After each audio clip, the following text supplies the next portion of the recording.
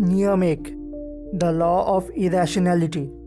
आप सोचते होंगे ज़िंदगी में आपके साथ जो कुछ भी हो रहा है सब आपके प्लान के मुताबिक ही हो रहा है, लेकिन आप ये नहीं जानते आपके जीवन में इमोशन का प्रभाव बहुत ज़्यादा है। कैसे? बात बात पे मूड बिगड़ जाना, नेगेटिव सोच का आना, गुस्सा करना और उस गुस्से से या नेगेटिव इमोशन से ख़राब डिसीजन लेना। इरेशनल से रैशनल मतलब विवेकहीन से अक्लमंद होने के लिए पहले ये स्वीकार करना पड़ेगा कि इंसान इरेशनल प्राणी है। अब इसको डिटेल में समझते हैं। विवर्तन के अनुसार हमारे ब्रेन 3 हिस्सों में विभाजित है।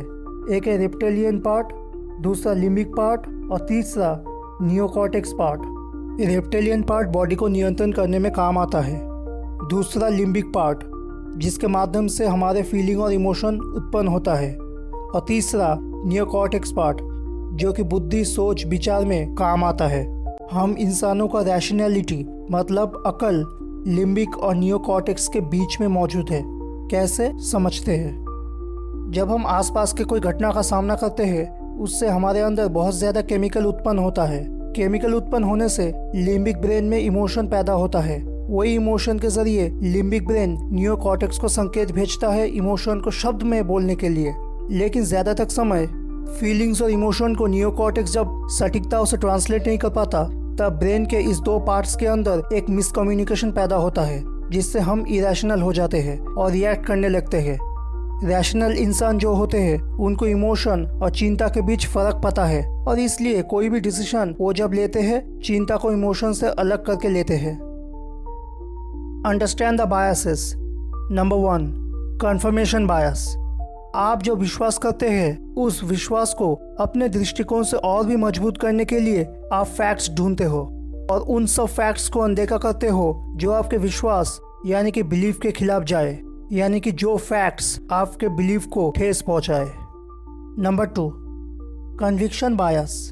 आपको लगता है जो चीज़ आप मन प्राण से विश्वास करते हो वो चीज़ झूठा कैसे हो सकता है, लेकिन आप ये भी जानते हो आपके विश्वास के ऊपर कोई सत्य मौजूद नहीं है। इससे आप अपने दृढ़ता संपन्न विश्वास को बिना किसी प्रूफ के सिर्फ जिद के ऊपर सत्य साबित करके खुद को दिलासा देने का कोशिश करते हो।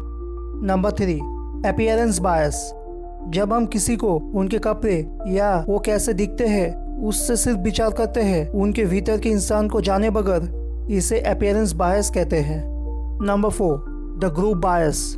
जब आप कोई ग्रुप में रहते हो और आपके ओपिनियन से ग्रुप का ओपिनियन मिलता है तब आप बहुत ही अच्छा महसूस करते हो। ग्रुप से कोई आपको निकाल ना दे, यानी कि सिक्योरिटी और बिलोंगिंग के लिए बिना किसी सोच के ओपिनियंस पे हाँ मिलाए जाते हो। नंबर 5, द ब्लेम बायस। खुद के गलती को दूसरे के ऊपर डालना और निजी गलती को स्वीकार करने का हिम्मत नहीं होना। नंबर 6, सुपीरियरिटी बायस। हम खुद को बहुत बुद्धिमान, पसंदीदा और उच्च स्तर के मनुष्य समझते हैं, जो कि सही नहीं है। स्टेप 2, जानिए कौन कौन सा कारण आपके इरेशनैलिटी को बढ़ाता है। नंबर 1, बचपन में पैदा हुआ डर जो आज भी आपके साथ है। नंबर 2, अचानक से कुछ पाना और खोना। नंबर 3, स्ट्रेस से दब जाना।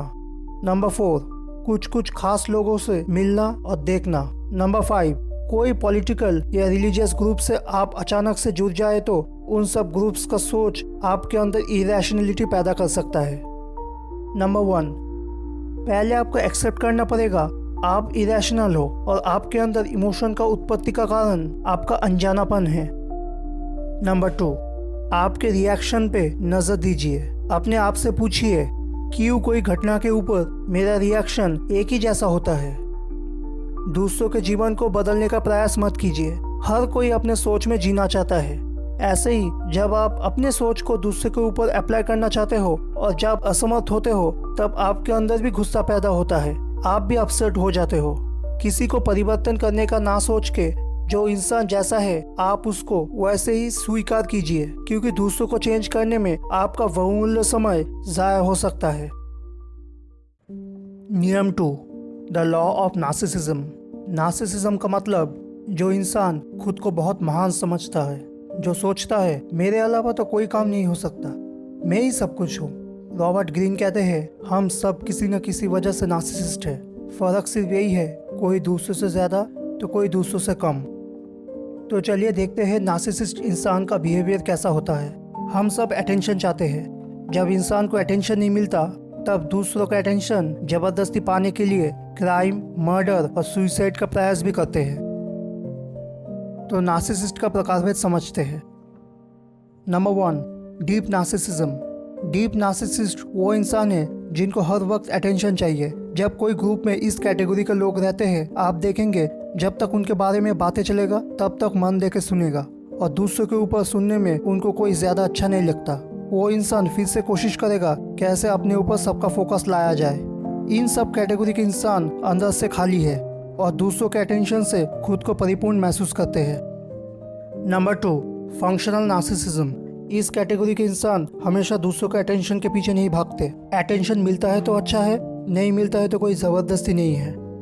Number 3, healthy narcissism. इसका मतलब है एम्पैथी। हेल्दी नार्सिसिस्ट दूसरों के जीवन को उनके दृष्टिकोण से देख के उनको अच्छी तरह समझते हैं। इससे उनके अंदर संपर्क गठन करने का क्षमता दूसरे कैटेगरी में रहने वाले इंसानों से बहुत ज़्यादा और बहुत सरल है। आप एक इंसान को देख के दूसरों को एक ही तरह विचार नहीं कर सकते। हर इंसान अलग है और बात करने से पहले आपको अलग से पहचानना पड़ेगा। कोई क्या सोच रहा है ये जानना और समझना बहुत ही मुश्किल है, लेकिन फीलिंग्स और मूड और बात करने का तरीका से आप बहुत कुछ जान सकते हैं। नंबर 3, ये पॉइंट लगभग एक से मिलता है। किसी के बारे में कुछ कहने से पहले उनके बारे में सटीकताओं से जान ले। नंबर 4, अगर आप किसी का मूड और फीलिंग्स पढ़ के कुछ समझ रहे हैं और आपके समझ को पक्का करने के लिए आपके सामने मौजूद इंसान को पूछ भी सकते हैं। इससे क्या होता है, आप जान पाएंगे आप बिहेवियर देख के कुछ सीख रहे हैं या नहीं। Number 1, complete control narcissist. जो इंसान अपने ऊपर कोई क्रिटिसिज्म सुनते ही आग की तरह जल उठता है, इस तरह के लोग बहुत सेंसिटिव होते हैं और दूसरों के बात को गहराई से सुनते हैं। आप इस तरह के इंसानों को सहानुभूति से परिपूर्ण आदमी समझने में गलती कर सकते हो। ये लोग आपके अंदर के बात को जान के आपको सहानुभूति की जगह कैसे नियंत्रण किया जाए, यही है कंप्लीट कंट्रोल नार्सिसिस्ट का उदाहरण। Number 2, theoretical narcissist. इसका मतलब जो इंसान गिरगिट की तरह रंग बदलने में माहिर है, परिस्थिति अनुसार उस चरित्र को प्ले करना जो सबसे अच्छा है। इस तरह के लोग अपने आप को दूसरों के सामने बेवकूफ़ प्रकाश करके अपने चालाकी को छुपाते हैं। Number 3, healthy narcissist. Healthy narcissist दूसरों का मूड अच्छे से पढ़ सकते हैं। इनके अंदर कॉन्फिडेंस भरा होता है और काम को अच्छे से नेतृत्व यानी कि लीड करने का भी क्षमता है। नियम 3, the law of role playing. Mask के पीछे छुपा हुआ इंसानों को पहचानिए। हम सब अपने आप को बेहतर दिखाने के लिए अदृश्य मास्क पहनते हैं। फेसबुक, इंस्टाग्राम जैसे सोशल मीडिया प्लेटफॉर्म पे आप जिनको फॉलो करते हो या जो पिक्चर देखते हो वो असली ज़िंदगी से काफ़ी अलग है। लेकिन जब वही झूठा या ढका हुआ मास्क दुनिया के सामने आते ही टूट जाता है, आप देख सकते हो उन लोगों का चेहरे का असली हाव भाव, उनके वॉइस और बॉडी में टेंशन का आविर्भाव होना।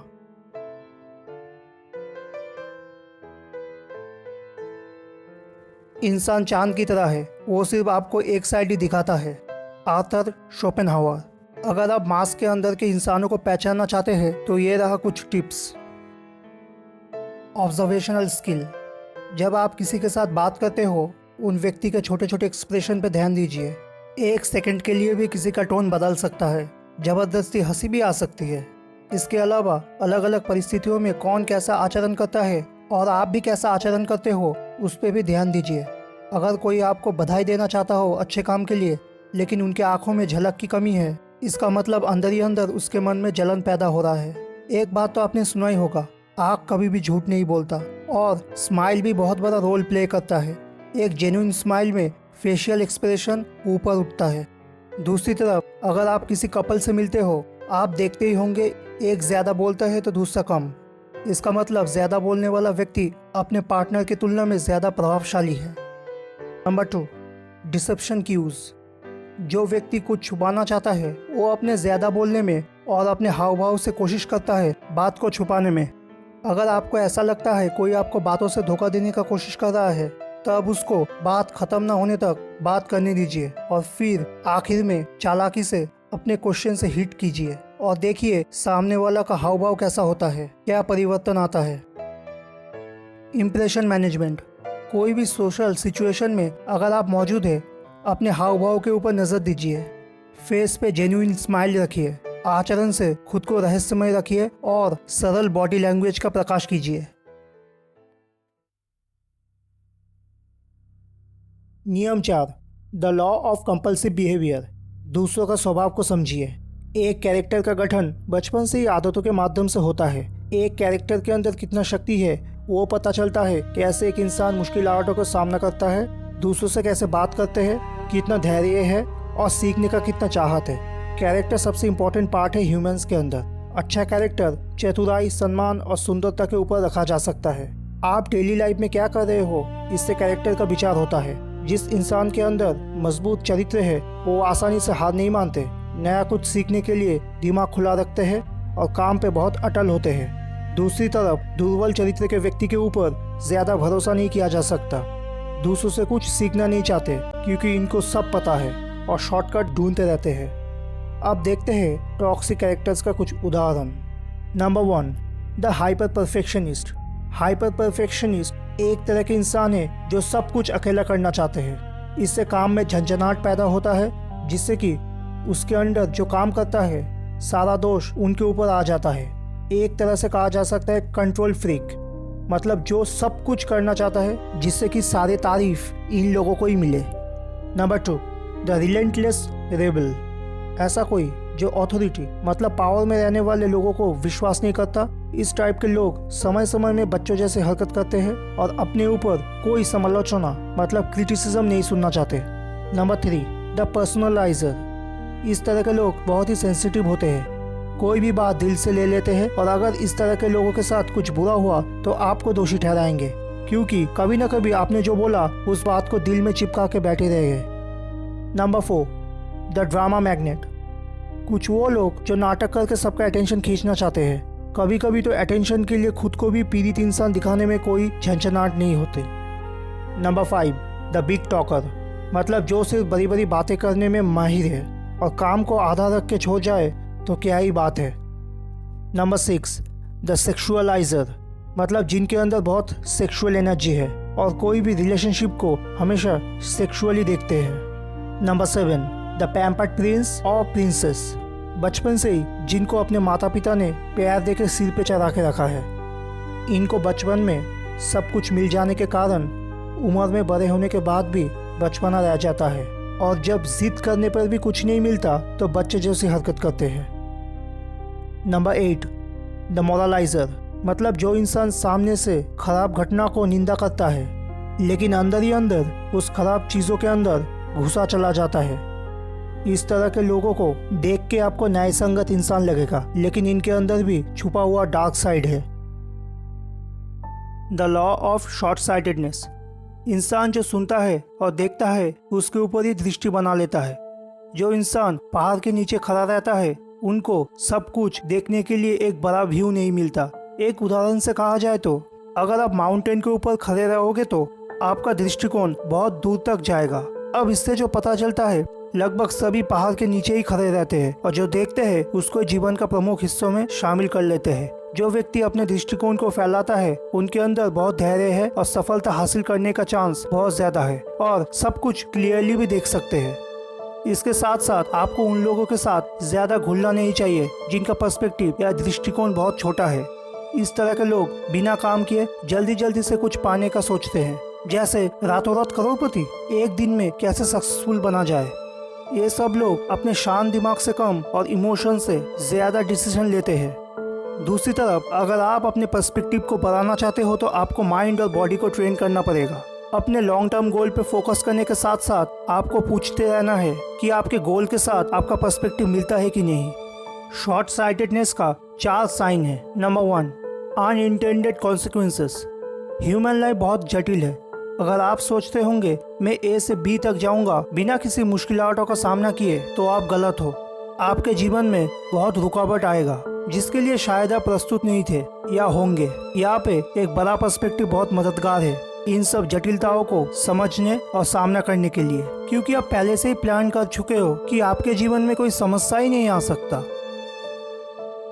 Number 2, tactical help. अगर आप किसी के साथ बहस करते हो तो इससे आप सिर्फ अपने ईगो को बेहतर कर रहे हो और आपका जो गोल है उससे दूर हट जा रहे हो। आपको समझना पड़ेगा आप अपने समय और एनर्जी को कहाँ दे रहे हो।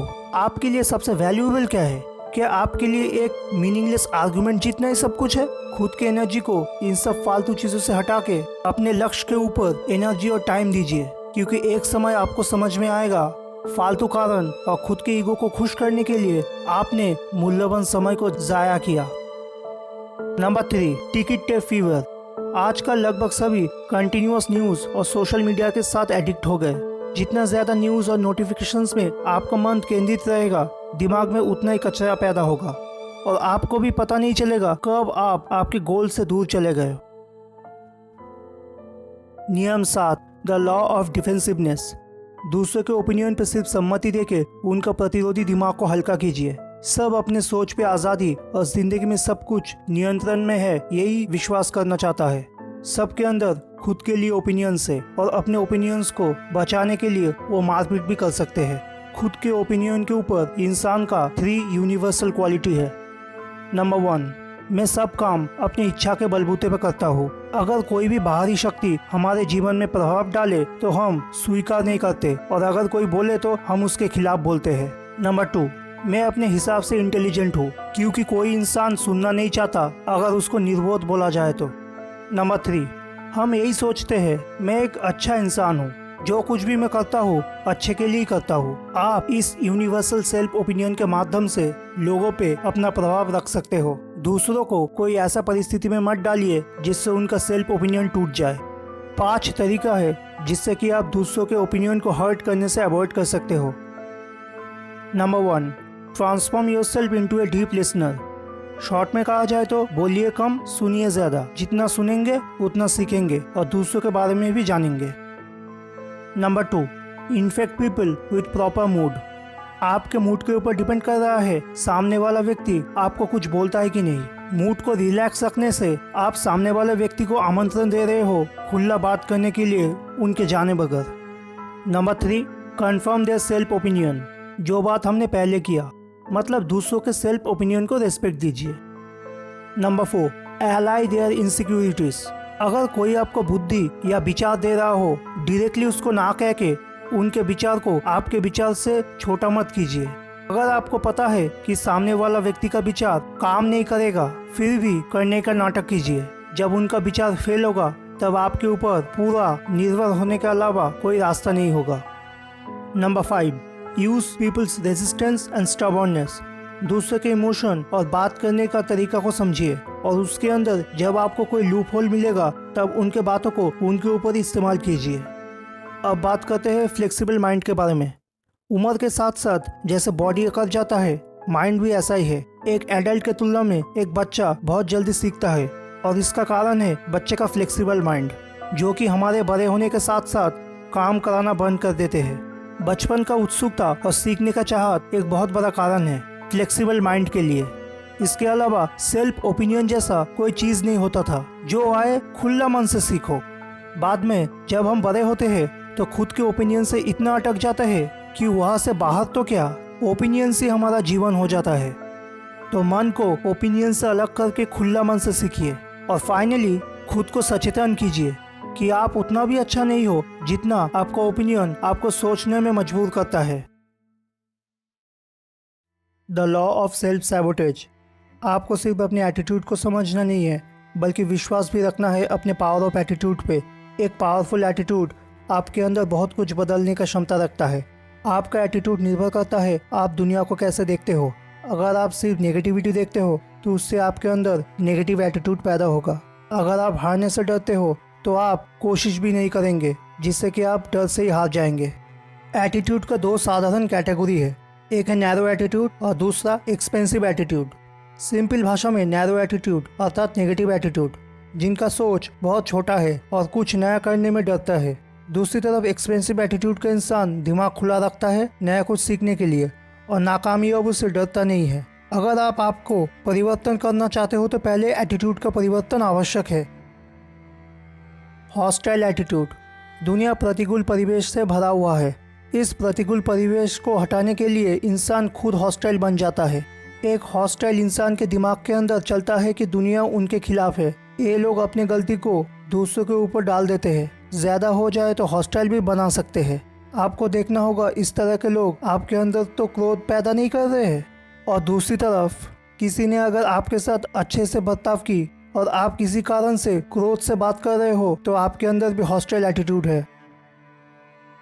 Anxious attitude. चिंतित एटीट्यूड के इंसान के अंदर नियंत्रण ना होने का डर से यह एटीट्यूड पैदा होता है। इस तरह के लोग दूसरों को नियंत्रण करने का कोशिश करते हैं। आप खुद पे भी एक्सपेरिमेंट कर सकते हो। चिंता के वक्त आप आपके काम के ऊपर ज़्यादा बेहतर कुछ नहीं कर पाओगे। उस वक्त जो आप कर सकते हो वो है गहरा सांस लीजिए और खुद को शांत कीजिए और फिर सिचुएशन को देख के बात कीजिए। Number 3, avoidant attitude.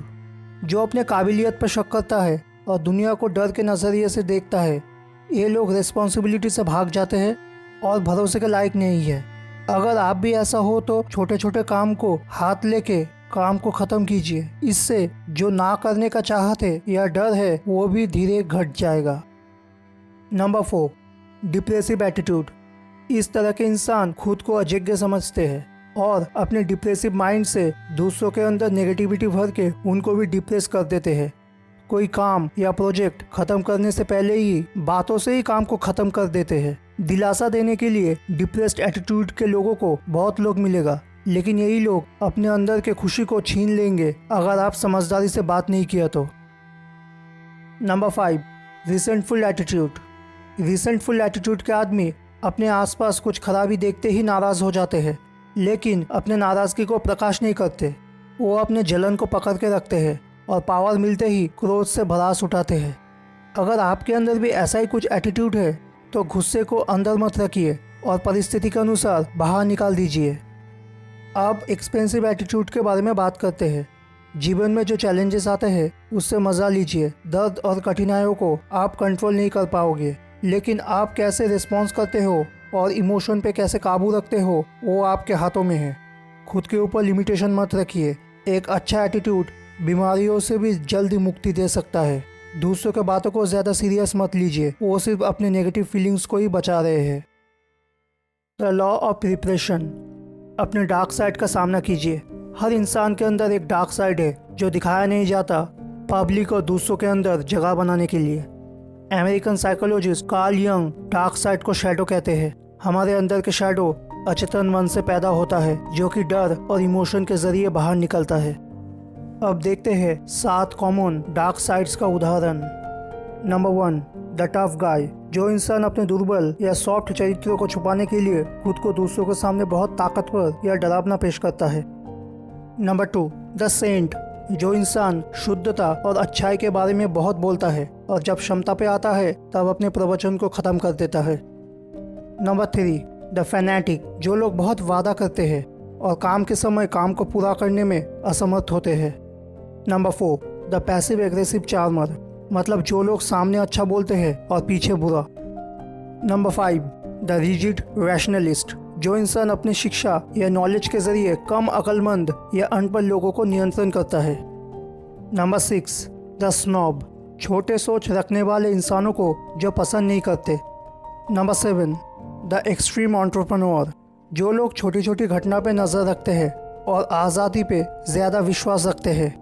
इसके अलावा ये लोग दूसरों से मदद नहीं चाहते, लेकिन अंदर से दूसरों से मदद की आशा रखते हैं। जब आप अपने डार्क साइड को समझते हो और देखते हो किस किस परिस्थिति में आपका डार्क साइड बाहर निकल जाता है, तब आप कोई भी परिस्थिति बेहतर समझ पाओगे। खुद के अच्छे और बुरे साइड को जानिए और देखिए आप दूसरों से बहुत आगे रहेंगे।